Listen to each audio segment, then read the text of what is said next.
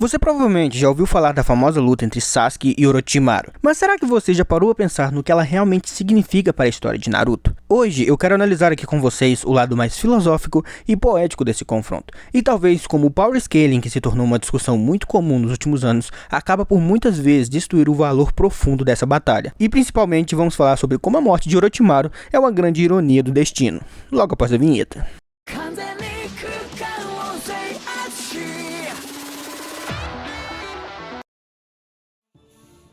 Como todos sabem, Orochimaru não era apenas um vilão comum, ele era o Predador, a cobra que se escondia nas sombras e com certeza toda vez que você via ele no clássico, o desconforto e medo deviam tomar conta dos seus pensamentos. Durante sua trajetória, ele se aproveitou da fraqueza e da inocência de inúmeras pessoas. Quem não se lembra de como ele usou Kimimaro, um jovem com um corpo doente, como uma ferramenta para seus próprios fins? Ou de como ele manipulou a Anko, deixando marcas profundas e um legado de dor nela? E não podemos esquecer de Jugo, que viveu atormentado por sua própria condição mental, controlado pelas manipulações de Orochimaru, e o próprio Sasuke, que foi atraído pela promessa de poder, sendo moldado e muitas vezes ignorado em sua necessidade de amor e aceitação. Orochimaru era uma cobra, literalmente e figurativamente, um dos vilões mais aterrorizantes e marcantes da obra de Naruto, tanto que até hoje ainda se é discutido se ele não deveria ter sido o grande vilão final da história. Vamos então para um dos momentos mais emblemáticos e marcantes do Shippuden, embora muitas vezes seja diminuído pelo próprio fandom com uma frase que verdadeiramente me dá um pouco de raiva. O Sasuke venceu por roteiro. Muitas pessoas usam esse argumento para diminuir ou desmerecer momentos do Sasuke na obra, e algumas vezes até mesmo para defender o Naruto, por ele já ter a carta do protagonismo ao seu lado e a Kurama que o salvava nas situações de maior desespero em que ele não tinha como mais escapatória. Mas eu devo dizer que toda vez que alguém fala que uma luta foi apenas por roteiro, você está retirando todo o peso e a mensagem por trás dela. Primeiro, que toda a história é roteiro, não existe lógica nessa frase. Sasuke vs Orochimaru é uma das lutas que eu acho que tem um peso narrativo muito mais importante do que realmente quem era o mais forte naquele combate. Vocês notaram que Orochimaru foi derrotado e morto na mesma situação em que ele deixava cada uma de suas vítimas, completando um ciclo kármico muito interessante e muito bem feito pelo Kishimoto. E é aí que está a grande ironia dessa luta. Orochimaru, que sempre foi o maior manipulador e tirano, termina sua vida da mesma forma que tratava os outros ao seu redor, indefeso e vulnerável. Sasuke decide matar seu mestre quando ele estava em uma situação de doença, onde ele não tinha toda a sua força, e isso é simplesmente genial.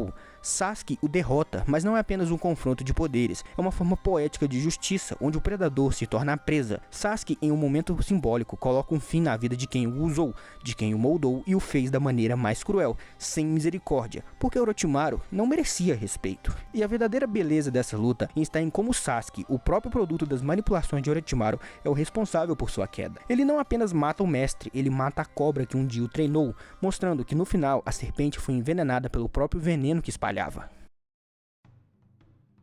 Agora vem de mim uma crítica importante. Sempre que se fala sobre essa luta pelo fandom, o foco muitas vezes está em quem estava mais forte, qual era o poder de Orochimaru naquele momento, ou como Sasuke poderia derrotá-lo se não fosse por X ou Y, ou até mesmo o Sasuke só venceu porque Orochimaru estava doente. Essa obsessão com Power Scaling acabou ofuscando a verdadeira beleza da luta. Orochimaru não precisava estar no seu auge para que sua morte fosse significativa, ele sempre usou a fraqueza dos outros como uma vantagem, então por que esperar que ele merecesse algum tipo de dignidade em sua morte? Lutas em Naruto muitas vezes são sobre divergências ideológicas. Um autor tem total liberdade para abandonar esse sistema de quem é mais forte para poder passar uma mensagem sobre a própria obra. Orochimaru morreu da maneira que ele sempre fez com os outros, em um estado de fraqueza, de vulnerabilidade, de doença, como ele fez com tantas vidas ao longo da história. Quantas crianças essa cobra enganou e manipulou pelo seu próprio bem? Se cada uma das vítimas dele foi tratado com total desrespeito, com total desonra, porque Orochimaru merecia um destino diferente? Ele sempre se aproveitou da fraqueza alheia, e em seus últimos momentos de vida, alguém se aproveitou da própria fraqueza dele para finalmente encerrar seu ciclo. Se você realmente prestar atenção na filosofia dessa batalha,